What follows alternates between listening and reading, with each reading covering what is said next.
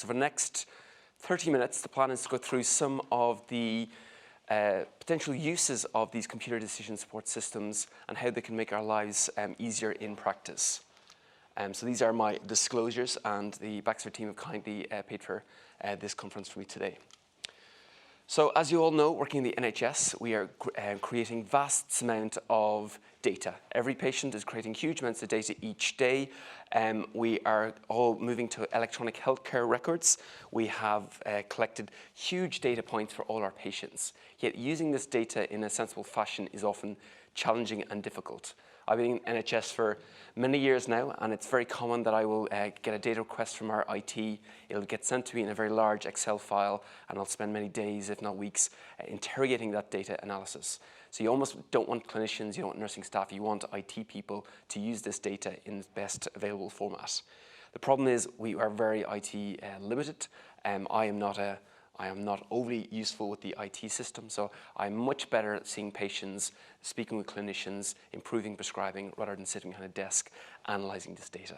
And as you know, most of our audits, we get out a pen and paper, we start collecting data manually. We have vast amounts of data in this Excel, but getting it into usable content is usually too late or too much work for us.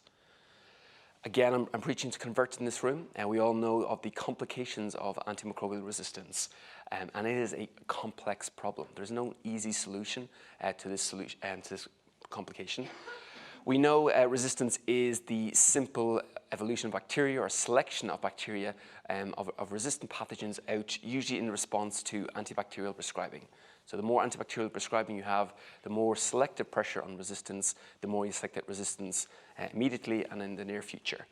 So any antibacterial prescribing, whether it's appropriate as per guidelines or if it's rogue prescribing in ITU, will select that resistance and will put that patient at increased risk in the future, but also put the neighbouring patients at risk.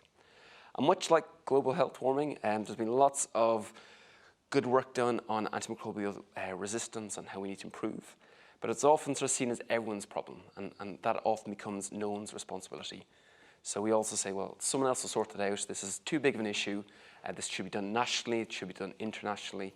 But I think everyone should be sort of making improvements in how we look after these antibacterials and protect our patients. The three unique challenges I see for antimicrobial resistance, unlike other aspects of clinical health, one is all clinicians prescribe antimicrobials. So it's not like where we have oncology. These are dangerous drugs where only an oncology and a senior oncologist will prescribe a drug for an oncology patient. In antimicrobials, surgeons do it. We have PGDs, we have the nursing teams, we have the pharmacists prescribing huge amounts of antibacterials. And we have very limited training on who prescribes antibacterial. They follow guidelines, they know roughly which antibiotics do what, but they lack that expertise that a specialist clinician would. We know that the scale is an issue. So across a 900-bed hospital in northwest London and Chelsea, I'd expect to have 300 to 400 patients every day on antibacterials. I have a small team, there's about 2 or 3 of us in the team. I cannot see 400 patients a day, not very successfully. So the scale is huge, and that's not including all the prescribing that we do in the outpatient A&E setting, which is vast. And unfortunately, as we know from IPC, and particularly antimicrobial prescribing, we have very limited evidence. So we were making a lot of our decisions, choosing comoxiclav or tazocin, based on sort of our gut feeling, what we think will work. There's very little evidence base to dictate how we change practice. We contrast to other specialities such as cardiology or even with COVID therapies, where you have vast amounts of data. In infection, and we have very limited information. It's based on best practice, based on guidelines, and it will differ very much across different practices. So we don't know what good looks like. And from an infection point of view and from a pharmacy point of view, from my background, typically most of our interactions is you've got a patient, you have a treatment, and you will sort of interchange those two together. So for cardiology, for diabetes, if I give a patient insulin, I'd expect them to respond to a certain dose, and I can increase and decrease that dose. The problem with infection, and particularly antibacterial prescribing, is that we have a third wheel. We have this infection, and that will vary. So we'll have some E. coli that respond very well to amoxicillin, and some, as we know, that are carbapenem resistant, and there's lots of different variation in between. So I could give 10 different patients the same treatment and get 10 very different responses to a simple UTI. So it's very much an unpredictable system. And as we know, Despite all our good efforts, we are seeing increasing numbers of invasive infections year on year. That's probably due to the fact that we're doing other good interventions in healthcare and keeping patients alive for longer, and particularly as patients hit their 70s and late 80s, the numbers of invasive infections increase. And as we keep patients alive for longer, we will see increasing number of invasive infections.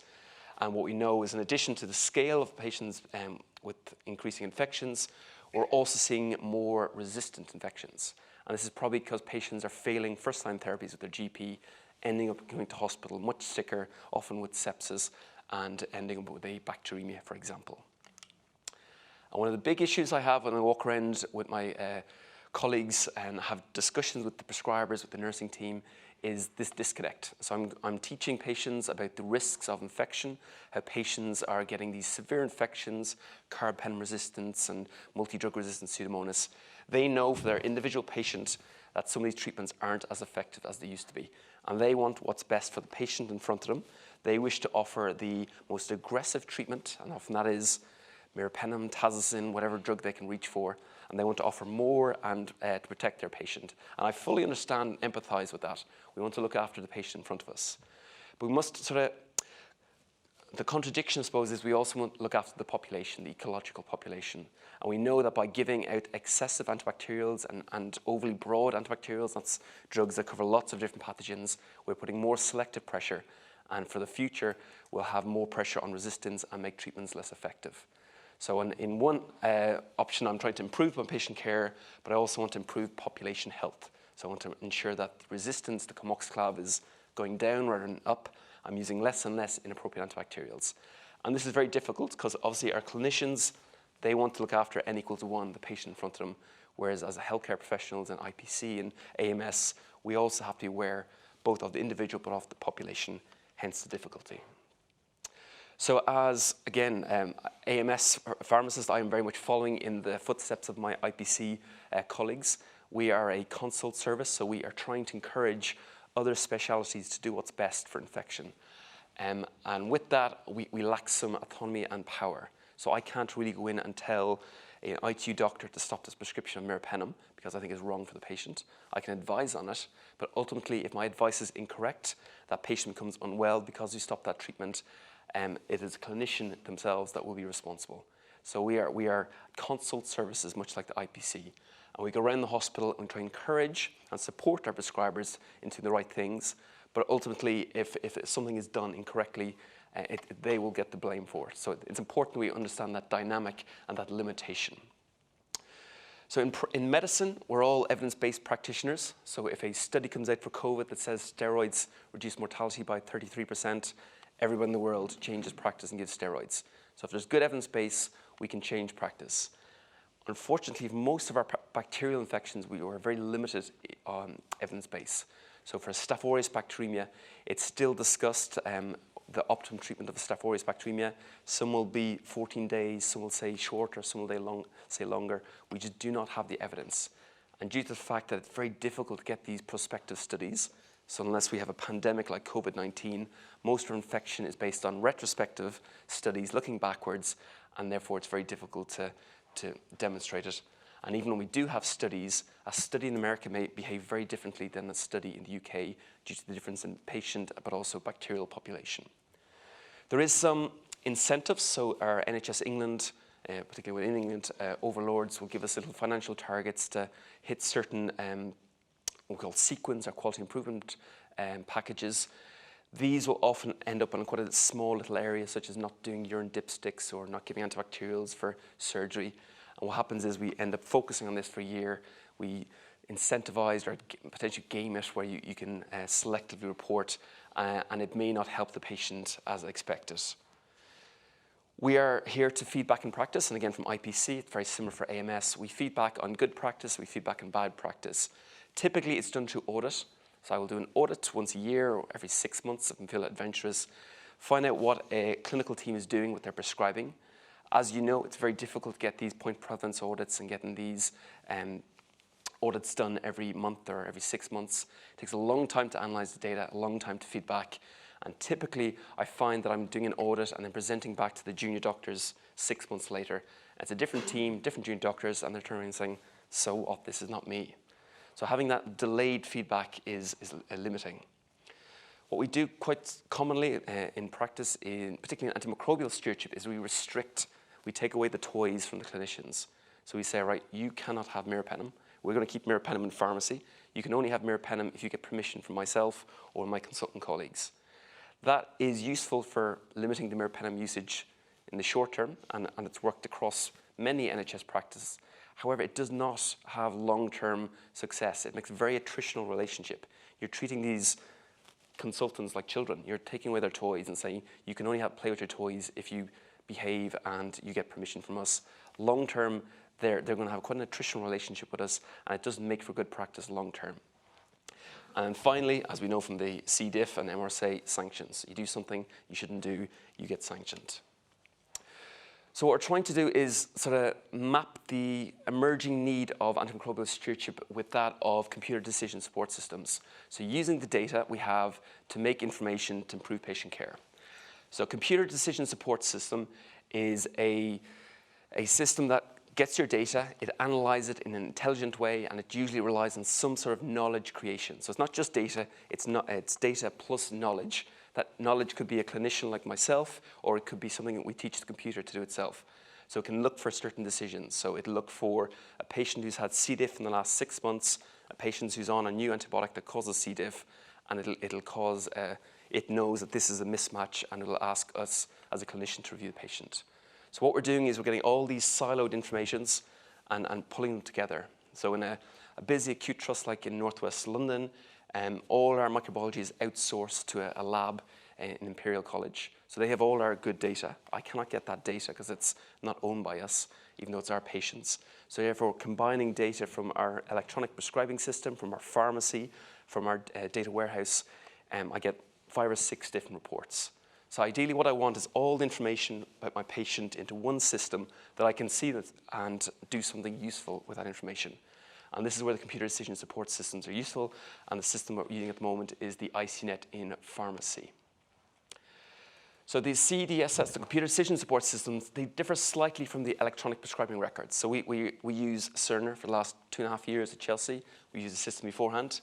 And these big box machines, the prescribing, they'll have your pathology, they'll have some of your patient records.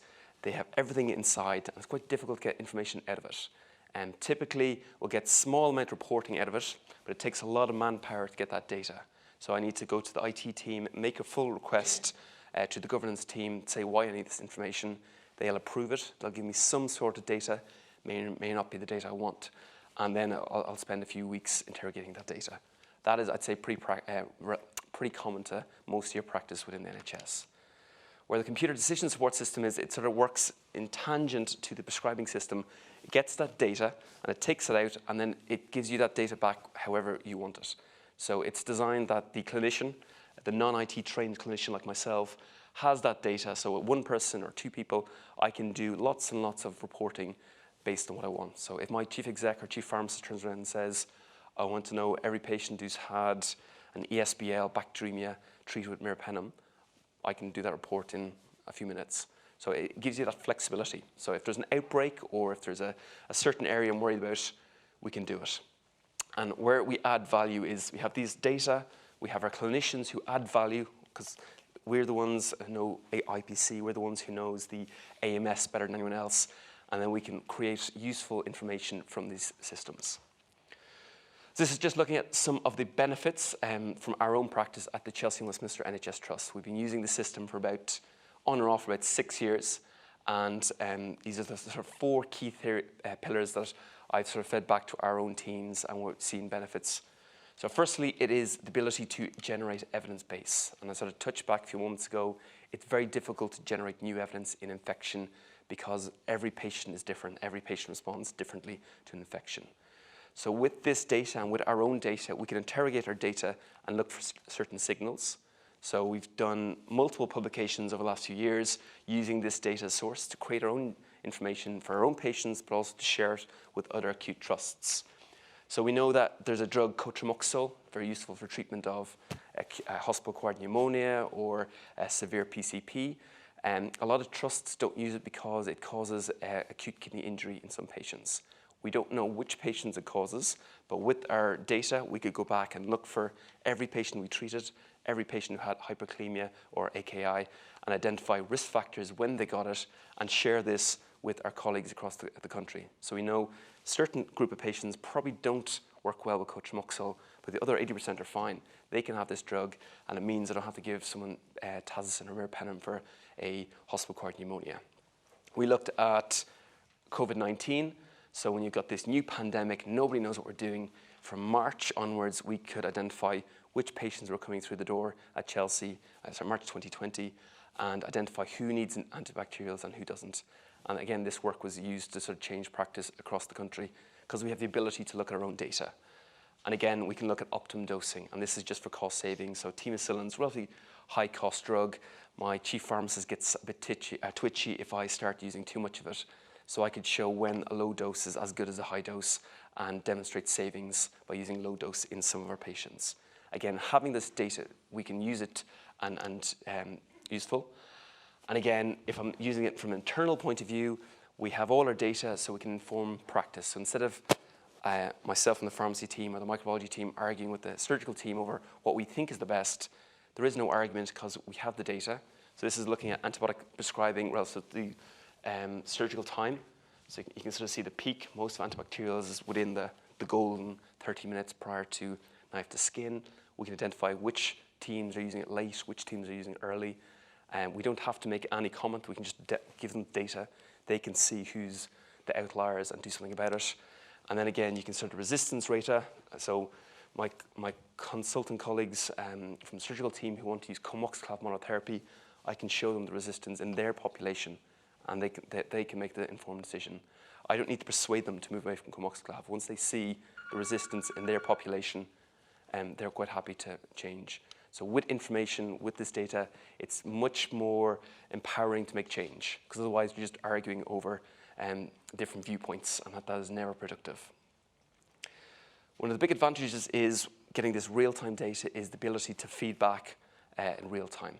So as human beings, we are not designed to have long-term feedback cycles. If we only felt a lack of hunger or satiety after hours after eating, we'd all be dead in the morning. So having that feedback cycle is important. So know when you touch something hot, you take your hand off it. If you do something that's not quite right, you get feedback quickly, you learn, you improve. And as I said before, most of my colleagues are still, and I have been for many years, using just standard audit feedback cycle. And even if I'm being particularly thorough and do once a month feedback, it's still a full day, a week of one of my colleagues getting this data, analyzing this data. It's taking time away from looking at patients and reviewing patients. And again, the cycle can be many months before we actually get this data ready to present back. But yeah, this is still, I'd say, the status quo across most of practice for antimicrobial stewardship because that's what we have to do. If you're designing a perfect feedback cycle, you'd have something that is same day, minutes. So if a prescriber is prescribing meropenem for a patient on the ward, meropenem is not the most appropriate agent, I'll get a little alert message and I can see that patient within 5 minutes. So I can change that prescriber's behavior. That prescriber may have a very good reason prescribing meropenem. They usually do. They've got some sort of anxiety or they've got some sort of concern for the patient. I can discuss with the patient, or discuss with the clinician. It may be a good concern and that might be the most appropriate agent, or I might be able to change their behavior, educate them, inform them that an agent like temocillin will do the same job, cause less C. diff, and change their behavior. This has a big advantage for me because that means that if I change that prescriber for the rest of their career, hopefully they'll get it right. So I'm doing something once and that'll have a long-term improvement rather than just continuously finding the problems and showing people the problems. The big advantage for us is that we improve the patient care. So if a patient has a suboptimal treatment, we do something about it then and there. So the patient doesn't have to be an example for the next patient in 6 months' time, but that patient can actually have their treatment changed. I do something about it and we correct it. So if we undertreat somebody, I can come along and say, actually, this patient does need a carbapenem, meropenem. Let's escalate them up. They're more likely to get better and go home. And again, from a hospital-wide assurance, as with IPC and AMS, we have to look after a lot of patients. So using this, I can sort of oversee both sites of our trust at Realtime, and with pretty good confidence on a Friday evening, go home and say, all my patients are on the most appropriate treatment, go to the chief exec or chief pharmacist and say, yeah, I'm pretty confident we got it right. And it sort of leads on to the surveillance. So again, when you're doing point prevalence, you're looking at 1 day every 3 months. This, I can look at every day, every prescription. I can see all the prescribing. The doctors joke it's a bit like Big Brother, because I know exactly what they're doing. And they know that when they prescribe something, they'll usually get the friendly little hello from myself or my colleagues, just asking if they're all right. It makes it much, much easier to be sort of patient-focused. So I can spend a lot of time on the wards seeing sick patients. I will see 100 patients a day as part of my routine. And I will see patients who are on antibacterials who are unwell, patients who've got very clear signs of sickness, so a bacteremia, but also patients who are spiking and may not be on the right treatment. So it makes it much more patient-focused. It gives us much more assurance. So patients who might have a severe side effect, we can generate alerts. So if a patient has got a new kidney failure on a drug like colistin or gentamicin, it alerts me, it ensures that I do something about it, and then I can feed back. So if a patient is got early signs of AKI, I do something about it. So instead of waiting for the patient to end up in dialysis and ITU to phone me and say, do a day text about this, I can actually do something on day 1 or 2 and hopefully impair or minimize the harm. And again, what we're all trying to do is drive performance, drive improvement. And with this, we can set our own KPIs and look for continuous improvement because we have the data. We can look at process measures, so are we doing prescribing correctly? We can also look at outcome measures, like is the patient going home, is the patient alive, what are the complications? And these are the ones that matter. These are very difficult to measure in healthcare, but this is ultimately what we're here for. I don't really mind how the patient gets better as long as they get better. So having, when we do introduce a new a guideline change, it's a bit of a leap of faith. We can look at our performance measures and say, actually, has that made things better or worse? Because a lot of what we do, if we don't have the feedback mechanism, could be making care worse. So if I was to move from tazocin to comoxiclav gentamicin for intra-abdo sepsis, I can have pretty good confidence that this has not impaired patient care and hopefully improved patient care rather than the other way around. And finally, I think this will relate to a lot in the room, is the economy of scale. So this means that you can do a lot more with less staffing. And as we know, staffing is a challenge at the moment. And in the infection team, we're pretty good at seeing the patients with invasive infections. So the microbiologist will see patients with a bacteremia. They will see a patient with anything growing in their CNS, for example. The pharmacy team across the country, and not unique to Chelsea, most of the NHS will see most patients on high-risk medications, meropenem, tazocin, colistin. So that is pretty much done. The computer decision support system, the ICNET system, allows us to ensure that we record our interventions. So if I do something, it's recorded. So if my manager says, what have you been doing for the last year? I can say all the interventions I've done. But also it allows us to follow patients up. So if I see a patient on Monday morning, my colleague comes in on Tuesday, knows I'm not here on Tuesday, what has Stephen done yesterday? And they can see my plan, they know what I'm doing, so therefore we have consistency of care. Because as you know in microbiology, and the joke goes, you ask 10 microbiologists for advice, you get 10 different pieces of information. That makes it very confusing for junior doctor when they phone for advice and get different answers. Well, at least if my colleagues are consistent with my advice, because they say, well, Stephen's given us plan Monday, it's not my plan, but it's not a bad plan, let's keep going. That is very important for changing behaviors for our colleagues.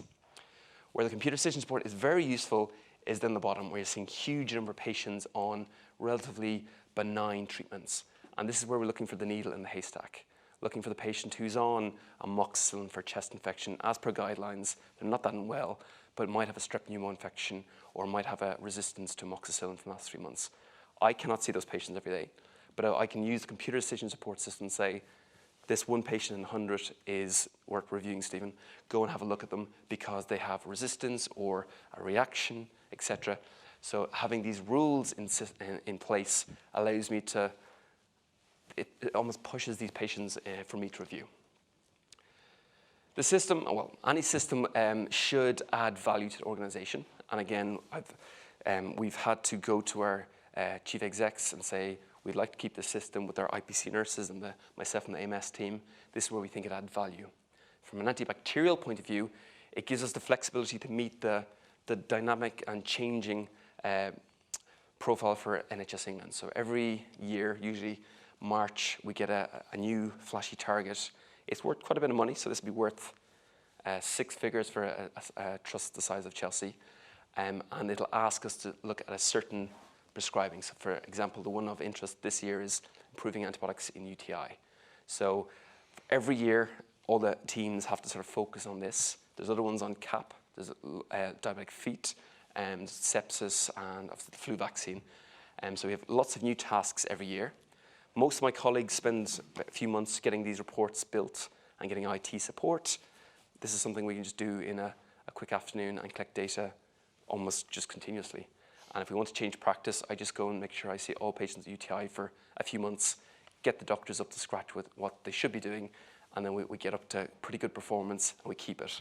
So we've had very good success with all sequence. So from 2017 onwards, we've met over 80% of all our sequence, which is much higher than the rest of the country. There's also operational efficiency, so doing things better for the patient, but also for the trust. So there's a concept of, you probably all know, the OPATs, that's delivering of intravenous antibiotics in the community or in the clinic setting. And the big advantage is patients aren't sitting in a bed for 6 weeks for IV treatment for endocarditis. We can get them home, give them injections once daily, multiple daily dosing, teach them how to do it. The system we have adapted allows us to identify patients who would benefit from OPAT. So instead of waiting in the clinic for colleagues to come and present their patients to us, we go out and find them. And we'll say, all right, your patient will be on OPAT in the next 5 days. Get the PICC line in now. Don't wait till discharge. Here's the plan. Get the district nurses ready. So we are working for the shortest available time. So patients spend less time in hospital, which is good for C. diff, it's good for hospital-acquired COVID, it's good for lots of things, and the patient sees treatment at home. That's a big, big saving for trust. We save £2 or £3 million a year just on operational efficiencies of the OPAT. Chief Exec loves me. I'm not going to let you, just because we can bring in all these patients. We've got one of the largest OPAT services in the country, and partially because we are bringing patients in. And for the last 25, 30 minutes, I've been speaking to you about my obsession, antimicrobial stewardship. But not all people are mad like myself and obsessed with stewardship. I appreciate that. Within the acute hospital, there is lots of specialties, such as anticoag, diabetes, nameless numbers. These computer decision support systems ideally would not just be limited to one system. So we have adapted the system because it is a reporting tool. It's got medications, it's got patients, it's got results, and you can adapt it to whoever you want. And whilst Val and the company will be prioritizing the stewardship interventions, and rightly so, we can adapt it to our benefits. So ideally what you want is a system that adapts to you. So for anticoagulation, we can identify patients who are on too much or too little anticoagulation based on their INR. We can we work with our diabetic nurses to identify patients who are on sliding scale insulin, so they can review the patients each day. And any new patient who comes through the door with Parkinson's disease, the emails the pharmacy team, and they go and prospectively ensure the patient has medication in a timely fashion. Otherwise, they're sitting without the medication for hours and often have lots of complications. You can use it for whatever you wish to use. And finally, as I close, this is something over the last 2 years is proving quite useful for us. We have a multi-site acute trust, so West Middlesex site and the Chelsea site, and it might even be expanding further. But what we've found is that we don't have the 9 to 5 staffing that we used to. A lot of people have been knocked with COVID. We have people working from home. Having a computer decision support system that works on any web browser is quite useful. So you can be sitting at home, you can be sitting on one of the 2 sites, you can be sitting in this conference on your laptop, seeing patients, and they could be referring complex patients through to me. I can triage them, offer advice, document clearly what I've done, and patients get the right treatment. So as the workforce changes over time, having that flexibility to use your data remotely, use it across multi-sites, and having that sort of continuous care is becoming very advantageous for a site like ourselves. So with that, I'll sort of draw to summary. I'm quite keen to, hopefully get some questions. So this is our overview of the last maybe 6 years with the computer decision support system. So again, we've got the system, we've hacked it into sort of suiting our own patient group, and we use it to sort of underpin our daily working. We've moved from being the police, the antibiotic police that go around taking drugs off clinicians to flipping it on its head. And we just say, right here, you have all the toys, you do your best job, and Big Brother will keep an eye, and if you're going slightly off, we'll come along, give you a little tap on the shoulder and help you out. So we have all the drugs are stock. Meropenem, Callistin, Linezid, everything's stock. So the nursing teams don't have to go to pharmacy to get supply within an hour for sepsis, which is good for sepsis, there's no delay. If a patient is sick, they get the right treatment straight away. And then what you'll find is the clinicians want to look after their own stewardship. They want to take more responsibility. And they're usually the ones who are asking for early step 10s because they take pride in their work. It helps our team. We have a small team, which like the IPC teams, probably smaller, our AMS team, smaller than our IPC team locally. So therefore, it's important that I spend as much of my time seeing patients. That's where I add value. I add very little value behind a computer screen. I add value speaking with the consultants, the registrars, speaking with complex patients, offering treatment decision plans. So I will spend as much time in front of a patient and as less time, maybe an hour in the morning, getting reports ready. So I can go around with a laptop, much like this, and have all the patients coming through. And if I need to go see a patient on the pediatric ward, I'll run up and see them. So if there's something that needs doing, I can do it. It gives us our own data and makes our data usable. So there's loads and loads of data generating sources, but usually it stays within that big black box of Cerner or Epic or whatever site you have. Whereas here, you can use our data to drive improvement, drive research, and to change practice for the benefit. And again, the ability to scale. So I'm quite comfortable seeing the 900-bed hospital on my own. Fortunately, I usually have colleagues with me, but if everybody turned up sick tomorrow, I could quite comfortably cover the ward because I know which patients need seeing because it comes into my workflow. So instead of going out looking for a needle in the haystack, all the needles are dropped onto my table each morning, and I can see each of the needles as needed.